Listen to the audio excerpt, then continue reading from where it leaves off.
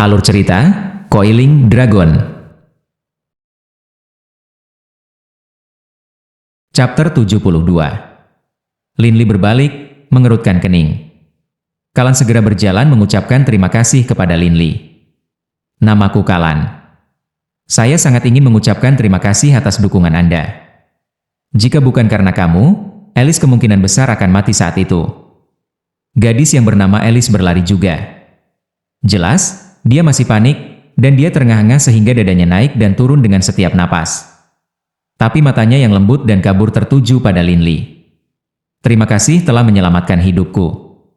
Saya Alice. Nama lengkap saya adalah Alice Traff, Sidafu. Saya juga seorang magus dari Gaya Bumi. Tatapan Linli berhenti sejenak pada Alice. Dia harus mengakui, Alice adalah wanita muda yang tampak sangat halus. Dia memiliki aura yang secara alami akan membuat pria ingin menghargai dan melindunginya.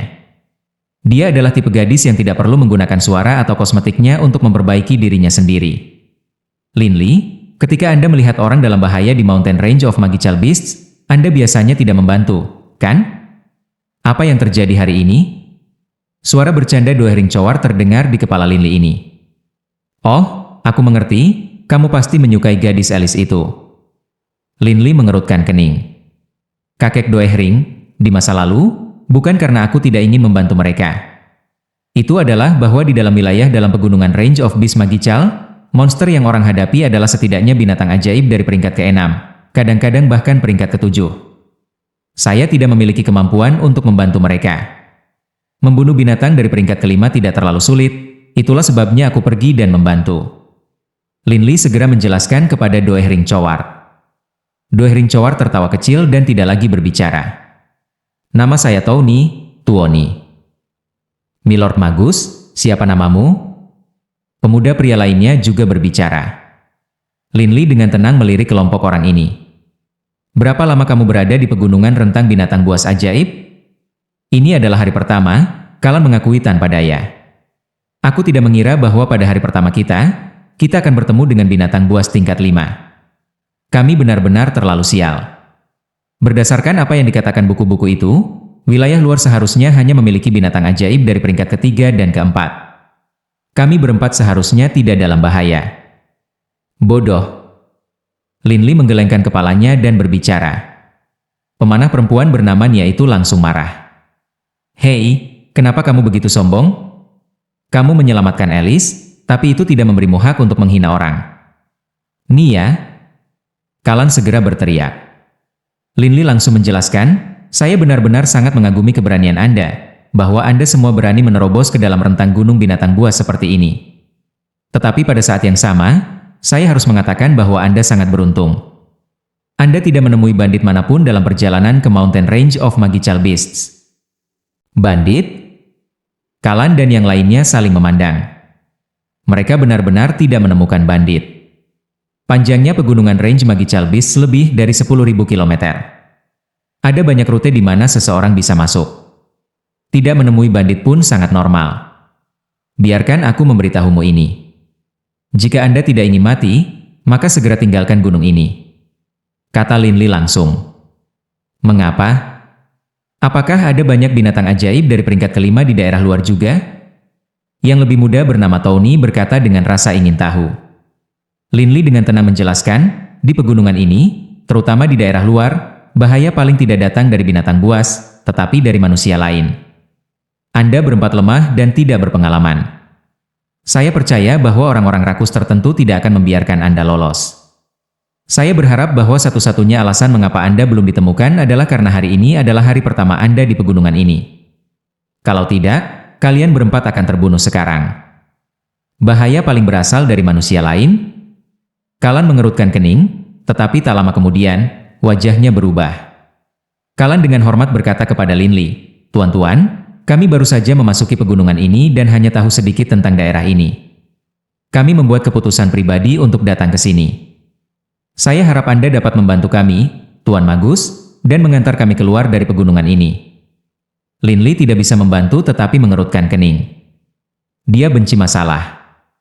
Tetapi jika orang-orang ini bertemu bandit dalam perjalanan pulang, mereka benar-benar akan melakukannya. Tuanku, kami mohon bantuanmu." Alice juga memohon. Linli melirik Alice. Melihat tampilan daya tarik di matanya, dan membayangkan dia dibunuh oleh bandit, hati Linli melunak. Mengangguk, dia berkata, "Baik. Aku akan kembali. Saya akan membawa Anda bersama saya. Tetapi jika kita benar-benar bertemu bandit dalam perjalanan pulang, saya hanya bisa berjanji untuk mencoba yang terbaik. Jika Anda akhirnya terbunuh, tidak ada yang bisa saya lakukan." Kalan segera mengangguk dengan gembira. "Agar kamu bersedia membantu kami, Tuan Magus, kami sudah sangat berterima kasih." Linli mengangguk, lalu segera menuju ke depan. Punggungnya ke arah mereka berempat, dia berkata, "Ikuti aku." Kalan dan 4 lainnya mulai mengikuti Linli. Di bawah perlindungan Linli, mereka berangkat pegunungan Range of Beast Magical dan menuju ke arah kota. Di jalan belakang, Kalan dan yang lainnya belajar nama Linli ini. Alice itu juga magus gaya bumi, dipenuhi kekaguman pada Linli. Dia juga baru berusia 15 tahun, dan dia dianggap jenius nomor 1 di Weilin Institute. Namun terlepas dari ini, Alice hanya magus dari peringkat keempat. Prestasi semacam ini, di Ernst Institute, hanya akan dianggap rata-rata. Istirahat dalam perjalanan. Linli, Kalan, Alice, dan yang lainnya semua makan. Linli dan Alice duduk bersama. "Kakak Linli, Anda benar-benar terlalu menakjubkan. Anda menjadi seorang magus dari peringkat kelima ketika Anda berusia 14 tahun. Saya mungkin akan berumur 20 ketika saya mencapai peringkat kelima." Alice menatap Linli dengan penuh hormat. "Aku bukan siapa-siapa. Jenius nomor 1 di institut kami, DCA, menjadi magus dari peringkat keempat ketika ia berusia 9 tahun, dan magus dari peringkat kelima ketika ia berusia 12 tahun. Kata Linli santai. Dia tidak mengungkapkan bahwa ketika dia berusia 13 tahun, dia juga menjadi seorang magus dari peringkat keempat. Tetapi pada usia 14, ia telah menjadi magus dari peringkat kelima. Hanya dalam 1 tahun yang singkat, dia telah maju sebanyak DCA dalam 3. Magus dari peringkat keempat pada usia 9, umurku 15, tapi aku baru saja menjadi magus dari peringkat keempat. Dan saya dianggap jenius terbaik di sekolah saya. Weilin Institute kami benar-benar tidak dapat dibandingkan sama sekali dengan Ernst Institute Anda." Alice menghela nafas. "Kakak Linli, rasanya bagiku bahwa Erten Spear Array Anda sangat kuat dan tangguh, bahkan lebih daripada orang majus lain dari peringkat kelima di sekolah saya." "Kenapa begitu?" Alice juga seorang magus bergaya bumi. Secara alami, dia memperhatikan perbedaan dalam mantra Linli ini. Linli tersenyum tipis. Itu bukan hanya kekuatan. Kecepatan meletusnya juga sangat cepat. Asal mula gaya bumi terletak pada esensi dunia. Linli mulai menjelaskan kepada Alice. Sejujurnya, dalam hal memahami sihir bumi, Linli memiliki pemahaman dan pemahaman yang jauh lebih dalam daripada bahkan instruktur bergaya bumi dari Ernst Institute. Lagi pula, dia memiliki Grand Magus Saint Level sebagai guru pribadinya. Alice menatap Linli, benar-benar fokus dan berkonsentrasi padanya. Yang satu mendengarkan sementara yang lain berbicara. Ketika mereka berbicara, mereka berdua semakin dekat dan lebih dekat satu sama lain. Benar-benar terserap dalam teori magis, Linli hanya memperhatikan setelah istirahat bahwa wajah mereka sekarang sangat dekat sehingga hanya jarak kepalan tangan yang memisahkan mereka. Linli terkejut.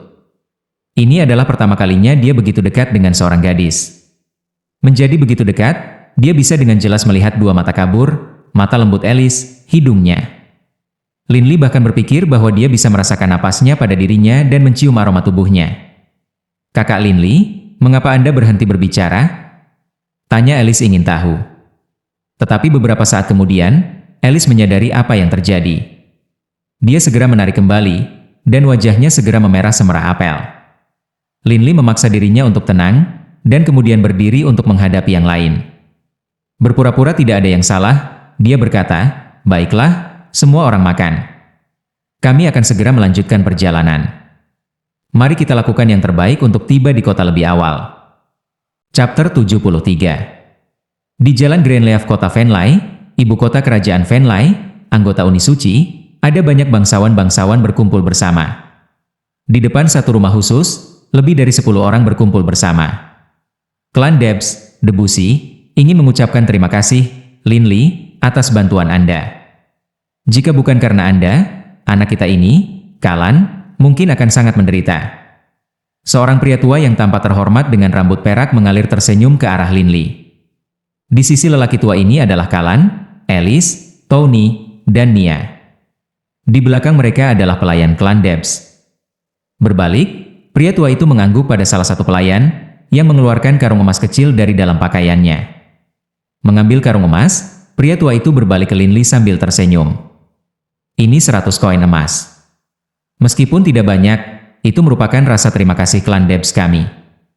Saya harap, Linli, Anda akan menerimanya. Tidak dibutuhkan. Tidak butuh usaha apapun dari saya. Kata Linli cukup sopan. Aku seharusnya pergi sekarang. Orang tua itu tidak bertahan. Sambil tersenyum, dia menyaksikan Linli pergi. Tony, kalian bertiga harus pulang juga. Orang tua Anda pasti sangat khawatir. Sambil tersenyum, pria tua itu berbicara. Setelah mengucapkan selamat tinggal, Alice, Nia, dan Tony semua kembali ke rumah masing-masing. Ketika Kalan dan lelaki tua berambut perak itu kembali ke ruang tamu mereka sendiri, wajah lelaki tua itu tiba-tiba menjadi dingin. Dengan suara yang dipenuhi amarah yang membeku, dia berteriak, "Berlutut!" Dengan bunyi gedebuk, Kalan segera berlutut. Kakek kedua, itu salahku. Kali ini, dengan berani saya membawa 3 teman saya ke Mountain Range of Magical Beasts tanpa menyelidiki dengan jelas semua bahaya yang terkait. Kakek kedua, tolong hukum saya. Kurang ajar. Tatapan dingin lelaki tua itu menatap belati ke arah Kalan. Kalan, kamu sudah dewasa. Selain itu, Anda adalah pewaris dan penerus klan Debs kami. Bagaimana Anda bisa membuat kebodohan yang sedemikian bodohnya? Bagaimana mungkin Anda bisa membayangkan betapa berbahayanya pegunungan rentang binatang ajaib? Anda berani melewatinya tanpa banyak menginformasikan klan? HMPH. Aku akan membiarkan ayahmu sendiri memutuskan hukuman apa yang cocok. Biarkan saya mengingatkan Anda tentang satu hal di masa depan, jika Anda terus bertindak bodoh, bahkan jika klan diserahkan kepada Anda akan menghancurkannya. Menggantung kepalanya, Kalan tidak berani berbicara. Klan Debs dapat dianggap sebagai salah satu dari 3 klan teratas di kerajaan Venlai. Alasan klan Debs begitu kuat bukan karena ia memiliki pangkat bangsawan yang tinggi. Itu karena klan Debs adalah mitra dagang langsung di Venlai dari konglomerat Dosen, salah satu dari 3 serikat dagang terbesar di benua Yulan. Kekayaan konglomerat Dosen bisa menyamai kekayaan seluruh kerajaan. Bisnisnya membentang di seluruh benua. Salah satu dari 3 serikat pekerja di benua Yulan memiliki kekayaan dan kekuatan yang sangat besar. Di sini, di kerajaan Venlai, banyak klan ingin berbisnis dengan mereka, karena bisa melakukan bisnis dengan konglomerat Dosen berarti bisa naik di atas mesin perang raksasa. Bagi klan Debs untuk dapat melakukan bisnis dengan konglomerat Dosen adalah hal yang sangat mengesankan. Lagi pula, bahkan 2 aliansi besar dan 4 kerajaan besar harus melakukan yang terbaik untuk mengawasi langkah mereka di sekitar serikat pekerja dan melakukan yang terbaik untuk membuat mereka bahagia. Setelah meninggalkan kota Venlai, Linli mengambil jalan menuju Ernst Institute. Bebe bertengger di bahu Linli, berjaga-jaga, sementara Doehring Coward juga berjalan berdampingan dengan Linli. Kakek Doehring, apakah Anda pernah merasa bahwa dunia ini adalah tempat yang menakutkan? Kata Linli mental. Doehring Coward mengangguk, tetapi dia tidak berbicara. Dia diam-diam mendengarkan. Di masa lalu, ketika saya mengunjungi kota Venlai, saya tidak melihat apa-apa. Tetapi sekembalinya dari Mountain Range of Magical Beasts, saya telah belajar banyak. Kekejaman dan tanpa belas kasihan dari gunung itu telanjang dan terbuka. Ini berdarah, tanpa disembunyikan. Jika kita melihat orang majus dan prajurit tingkat tinggi, serta para bangsawan, dari kota Venlai, di permukaan, mereka semua tampaknya sopan dan sopan. Mereka membuat seluruh kota Venlai tampak begitu indah. Tetapi sistem kelas di Venlai City sangat parah, sangat tidak berperasaan. Bahkan hukum itu sendiri memberi para bangsawan jauh lebih banyak keistimewaan daripada rakyat jelata. Meskipun kota Venlai sangat makmur dan mencolok, dipenuhi dengan tawa, peraturannya yang tidak terucapkan jauh lebih mengikat daripada peraturan di gunung. Di pegunungan barisan binatang buas ajaib, tidak ada yang namanya bangsawan atau rakyat jelata, hanya yang kuat dan yang lemah. Linli perlahan mulai memahami dunia. Di dunia ini, para bangsawan memiliki semua keuntungan, sementara rakyat jelata diinjak-injak. Tidak peduli seberapa sopan dan halus para bangsawan bertindak, atau betapa baiknya mereka berperilaku, tidak ada cara mereka bisa mengubah ketidaksetaraan parah yang ada di dunia secara keseluruhan. Jika Anda ingin berstatus sebagai rakyat jelata, satu-satunya pilihan Anda adalah menjadi prajurit yang kuat atau magus yang kuat. Jika Anda tidak berusaha keras, Anda akan dibuang. Masyarakat manusia jauh lebih rumit daripada dunia pegunungan raksasa binatang buas. Mereka hanya menyembunyikan kebrutalan yang sama yang ada di pegunungan di bawah seperangkat pakaian yang indah. Tapi kadang-kadang, set pakaian yang indah ini bisa sangat berguna. Dari lubuk hatinya, Lin Li merasa jijik untuk para bangsawan yang berpura-pura baik tetapi benar-benar tidak. Setelah melihat kekejaman pegunungan, serta kemegahan kota Venlai, mentalitas Lin Li mulai berubah setelah melihat kontras yang hebat. Apakah kamu takut berjuang? Doeh Ring Chowar tiba-tiba bertanya. Lin Li menyeringai. Takut? Tidak, saya menikmatinya. Jika tidak ada pergumulan di dunia, dan semuanya tenang dan damai, betapa membosankannya hal itu? Saya suka perjuangan, terutama perjuangan yang mengasyikkan. Menari di ujung pisau, itulah jenis kehidupan yang paling menggembirakan. Mencicit-mencicit. Bebe mengeluarkan dua tangisan juga. Mereka masuk ke Ernst Institute. Setelah melakukan perjalanan ke pegunungan Range of Beast Magical dan setelah menyaksikan kekejaman umat manusia, Lin Li menghargai persahabatan sejati yang telah ia bentuk di institut bahkan lebih dari sebelumnya. Saat memasuki asramanya, dia mendengar kata-kata ini. Bos Yale, Lin Li masih belum kembali. Mungkinkah dia mengalami situasi berbahaya di pegunungan Range of Beast Magical? Tutup mulutmu yang bau, kakak keempat. Kawan ketiga pasti akan kembali kepada kita dengan aman. Ayo, mari kita makan. Saat dia mengangkat kepalanya, Yale melihat bayangan yang dikenalnya berdiri di ambang pintu. Dia berhenti, tertegun. George dan Reynolds tertegun juga. Tapi kemudian, segera setelah itu, mereka bertiga maju ke depan menuju Lin Li. Haha, bro ketiga, Anda akhirnya kembali. Yale adalah yang pertama mencapai Lin Li, melingkarkan lengannya di sekitar Lin Li dalam pelukan beruang. Reynolds juga berteriak dengan gembira. Wow, Lin Li, apakah Anda tahu bahwa Bos Yale dan George telah bergumam tentang Anda setiap hari? Mereka semua mengkhawatirkanmu. Saya adalah satu-satunya yang benar-benar yakin Anda akan kembali dengan selamat. Kakak keempat. George menatapnya. Baru saja, Anda berbicara tentang khawatir bahwa Lin Li telah menemukan sesuatu yang berbahaya. Aku?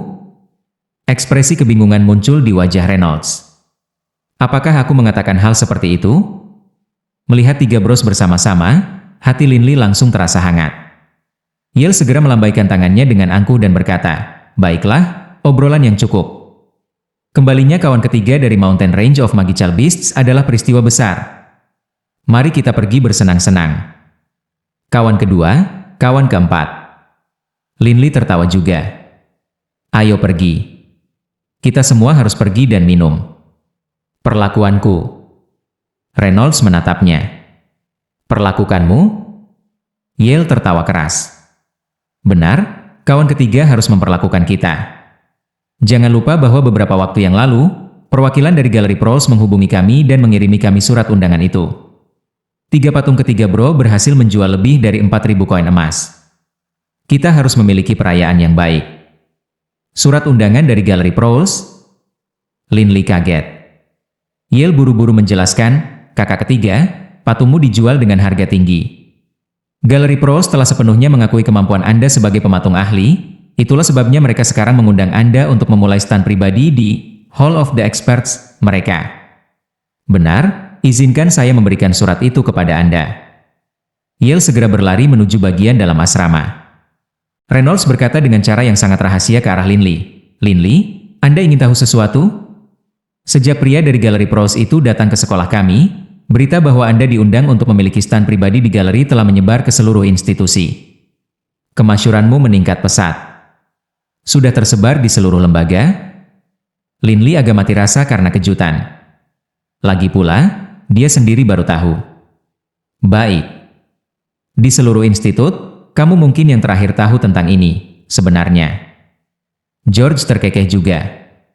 Lin Li, ini adalah surat undangan yang dikirim oleh Galeri Prowls kepada kami. Yale berlari keluar dari asrama dengan amplop putih yang memiliki segel emas yang ditempelkan padanya. Chapter 74. Waktu malam. Keempat bros asrama 1987 berjalan di sepanjang jalan Ernst Institute yang gelap dan sunyi, dengan santai membicarakan apa yang terjadi selama 2 bulan terakhir ini. Seterik itu, Reynolds, kagum, menyingkap baju Linley ini. Melihat semua bekas luka menyilang di dada Linley ini, dia tidak bisa menahan diri. George di dekatnya juga terdiam. Hanya Yale yang bisa tertawa. Haha, kalian tidak punya pengalaman. Ketika saya masih kecil, saya melihat jauh lebih buruk dari ini. Bos Yale, apakah Anda serius? Kata Reynolds heran. Yale tersenyum sombong. Tentu saja aku serius. Dan saya telah melihat lebih dari beberapa. Misalnya, membunuh tahanan dengan penyiksaan. Atau orang sungguhan bertarung melawan binatang buas dengan tangan kosong. Ketika mereka bertarung dengan tangan kosong melawan binatang buas, mereka dikelilingi oleh sekelompok penonton yang kaya. Pemandangan itu benar-benar berdarah. Mendengar kata-kata Yale, Linley bisa membayangkan adegan di benaknya. Senang berada di kampus, George menghela nafas. Linley juga mengangguk setuju. Pada saat malam ini, banyak pasangan dapat terlihat berjalan bersama di jalan, beberapa berpegangan tangan, yang lain duduk bersama di punggung binatang ajaib. Kehidupan kampus sangat santai. Baik. Bos Yale, tidakkah kamu akan menghabiskan malam ini dengan pacarmu? Mengapa Anda tidak bersiap-siap untuk pergi? Reynolds tiba-tiba berkata. Yale berkata dengan tidak puas, pacar?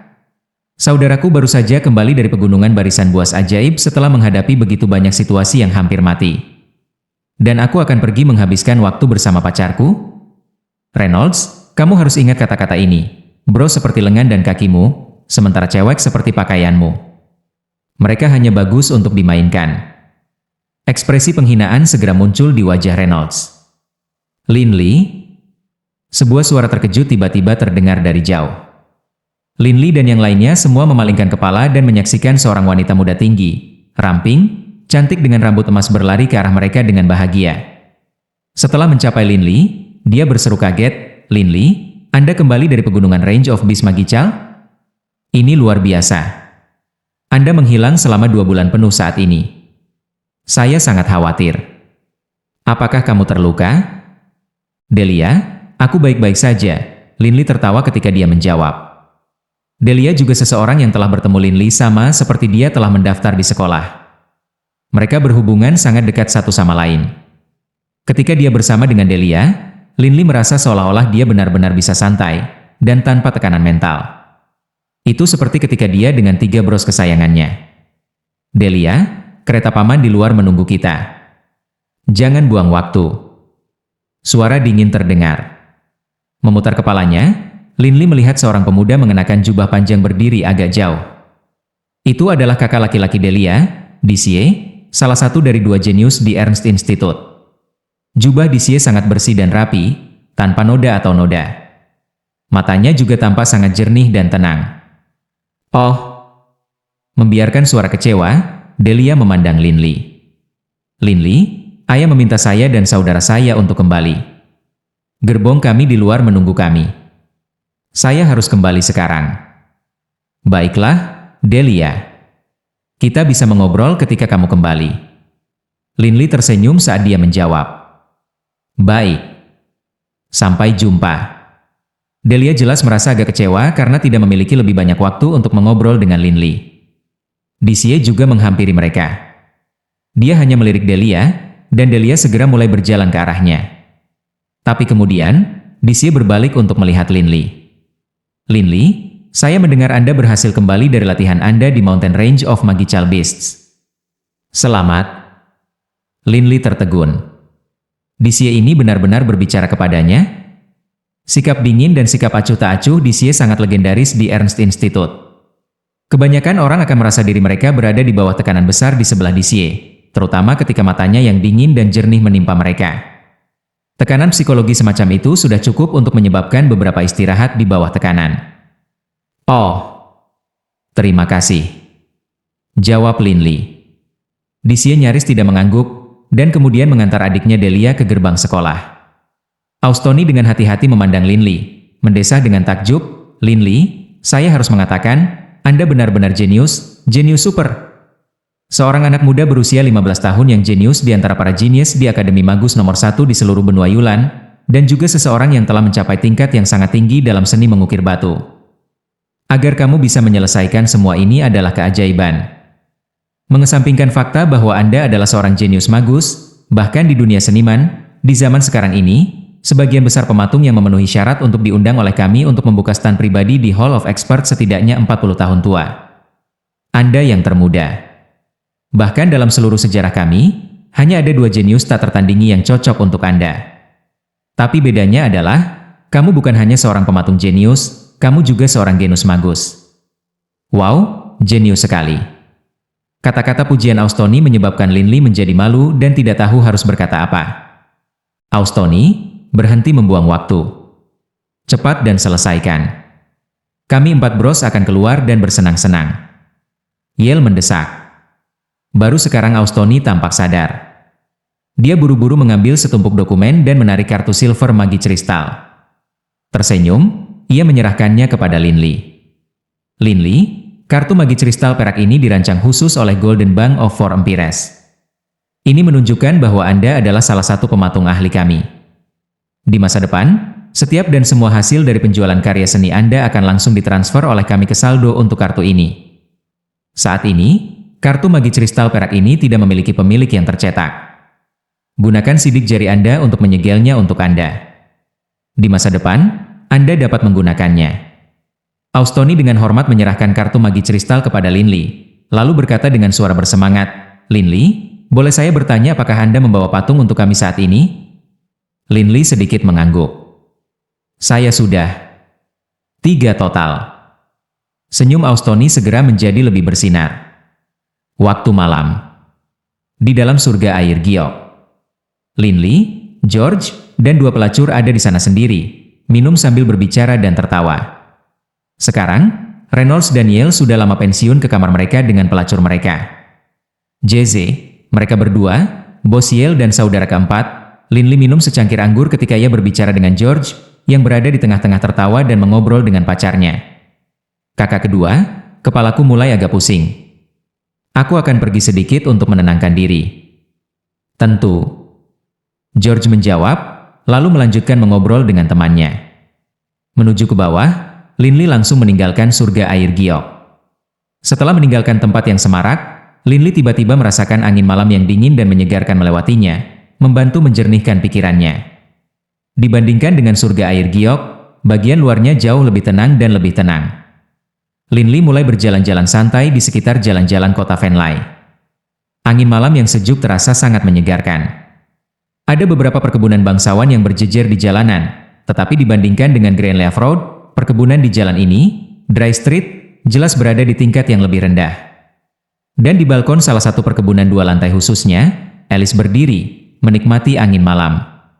Menatap bulan cerah di langit yang kosong, Alice tidak bisa membantu tetapi berpikir tentang Linli, yang telah menyelamatkan hidupnya.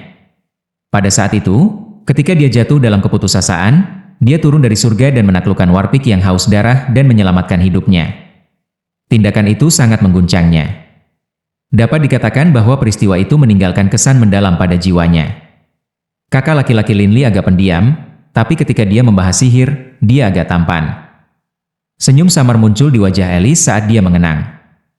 Tiba-tiba, Alice melihat sosok berjalan di jalanan di bawah. Bingkainya tampak sangat akrab. Melihat lebih dekat, dia segera mengenalinya, dan sebuah senyum menerangi wajahnya. Dia buru-buru melambaikan tangan sambil berteriak, "Kakak Linli! Kakak Linli!" Linli, yang sedang berjalan di jalan sambil menikmati malam yang dingin, mendongak curiga ketika dia mendengar seseorang memanggil namanya. Sebuah balkon yang jauh, bentuk bayangan mengenakan ungu, bulan cerah menerangi dari belakang. Pakaian ungu berkibar di angin malam, dan di bawah cahaya bulan, tampak memancar. Rambut panjang berkibar di samping pakaian violet. Tiba-tiba, Linli sepertinya mencium aroma Alice. Aroma itu sangat memukau. Alice, Linli tidak bisa membantu tetapi berjalan menuju balkon itu. Lanjut di video chapter berikutnya. Terima kasih.